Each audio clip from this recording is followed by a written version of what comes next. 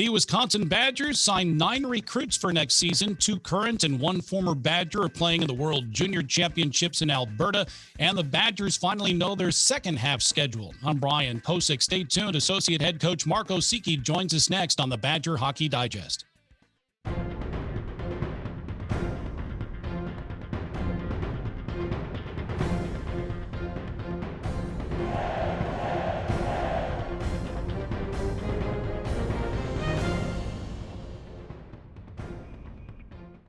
Well, Mark, there's a lot to talk about, obviously. Let's start with your latest recruiting class, 5 forwards, 3 defensemen, and a goaltender. How would you describe this class? Well, I mean, we've talked about it a lot now. It's a class that bleeds Badger red.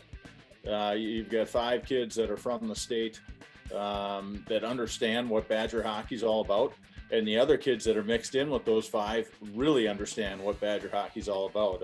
They're hockey nuts. They're students of the game.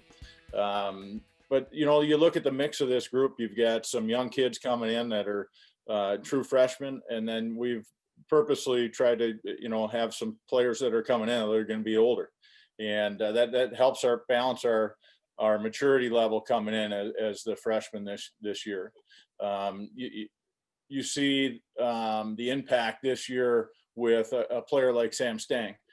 Playing the 1 extra year after high school really helped him out in his maturity level. Matty D. St. Paul can handle a lot of different things thrown at him because of his maturity and playing junior hockey. And so this class has a mix of that, which is going to be fun for Tony to handle. And you too, and Mark Strobel. From an NHL perspective, Beaumont, Alberta defenseman Corson Ceulemans, he headlines this class really because he's a projected first-round pick. What makes him so good? Well, I mean, I've been asked this question a lot now. Obviously, he's getting hit on the NHL side and top prospects. So you're talking to a lot of different NHL scouts that are trying to gather some info on him. But his knowledge of the game when he's on the ice, when he steps through the boards and steps onto the ice, he knows where all 9 other players are at. Very similar to the Justin Schultz type player. Skates very well. He's offensive minded. So I think the one thing that he'll continue to improve for his game, he's going to improve from the red line back, the defensive side of it. Not that he's lacking in that area. It's just one area that he'll improve. It's hard to improve the offensive instincts that he has. We'll just build on it because he's a tremendous offensive talent. You also added forwards Caden Brown, Liam Malmquist, and Braden Morrison. And then the other 5 recruits, you mentioned they're Wisconsin natives. Forwards Robbie Newton of Whitefish Bay and Zach Erdahl of Eau Claire. Defenseman Jacob Martin of Eagle River and Daniel Lodge of Altoona. And goaltender Noah Grannon of Germantown. You said they bleed Badger red. That's important. And, we saw it in 2006 when Wisconsin won the NCAA title. Absolutely. You look at that roster. Even in 2010, when the NCAA runner-ups, you had a lot of the flavor of the Wisconsin player. And it does mean a lot to our program and the understanding of the history and tradition. Well, these guys have it. Let's talk about the World Junior Championship. This is the annual event featuring the best 20 and under players in the world. Cole Caulfield and Alex Turcotte playing for Team USA and Dylan Holloway for Hockey Canada. You were the head coach of the U.S. team in 2015 and an assistant coach 3 times. Won the gold in 2010 when Derek Stepan was team captain, and again in 2013 when Jake McCabe was captain. I assume those were some of the highlights of your career? Yeah, I think the key is to have a Badger as a captain, and you'll have a pretty good chance of winning a gold medal. But, the tournament it's the best tournament in the world.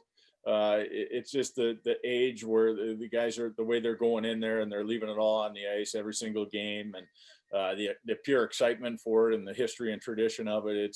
It's unbelievable experience to be a part of. I can't wait for that thing to start and turn on the TV and watch it. But it is a blast to be a part of. But the interesting thing about it, like you look at the year that Donnie and I were coaching and we were up in Montreal, there is so much, I don't want to say luck, because you have to create your own luck to get a puck to bounce a certain way, but you do have to get a few bounces here and there.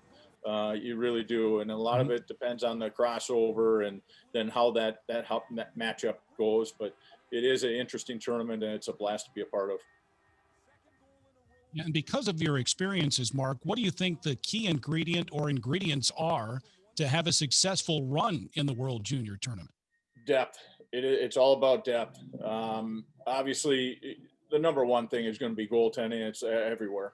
But the outside of the goaltending, it's depth. I was just talking to, God, I can't remember, maybe Bob Motzko the other day. We were talking about the World Juniors, and, every single one that I've been a part of, you take, depending on the year, this year is a little bit different, but typically you have 8 defensemen, maybe you have 9 like this year, and 7 are playing in the game. I mean, you suit everyone up, but realistically, you're always scrambling to have 5 that actually can step on the ice any given night. Otherwise, the other guys are struggling.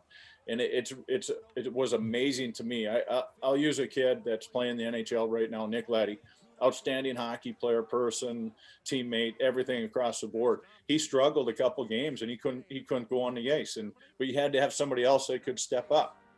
Brian Dumoulin was the guy that was stepping up. He was our extra defenseman. So, it's just interesting to see how that happens. And the same thing with the forward group. Typically, you bring 13 forwards, and that 13th forward has to be able to play up and down your lineup. And if you don't have the depth, you're not going to do well in the tournament. And the tournament that we played in Montreal with Donnie and I, that's where it showed with us, our lack of depth on the blue line. And hopefully by the time the World Junior Championship is over and the Americans and the Canadians have some sort of medal, we'll see Cole Caulfield and Dylan Holloway back with the Badgers, and you finally have your second half schedule, Mark. Finally, it's about time. Finally, yeah, it's nice to see that. Nice to have a target. I think the thing that's really good for our players, and they have shown this even in the first half. We kept on saying, well, just be patient, it's coming. And then they had the target date. So then they were excited and had a goal and something they are moving towards. Same thing on the back end here now in the second half. So nice to have a goal, nice to have a target, and we know what's hopefully going to be coming at us. And before the Michigan State series was postponed, you were playing some pretty good hockey, played really well at Ohio State. Played outstanding. This group is fun to work with. I mean, and I've said this over and over. It's fun to go to the rink. It's fun to go to practice. Fun to go in the video room. They've proven to themselves that they can play in any situation. They're a mature group. We have great leadership, but certainly fun to coach. Hey, Mark, thanks. Merry Christmas. Happy holidays. We'll see you at the rink soon, okay? All right, Brian. Happy holidays. All right, that's Badgers associate head coach Mark Osiecki. Wisconsin will play 18 games in 9 weeks beginning January 9th and 10th against the Minnesota Golden Gophers at LeBron Arena. For Mark Osiecki, Paul Capobianco, Jay Williams, I'm Brian Posick. Thanks for watching the Badger Hockey Digest.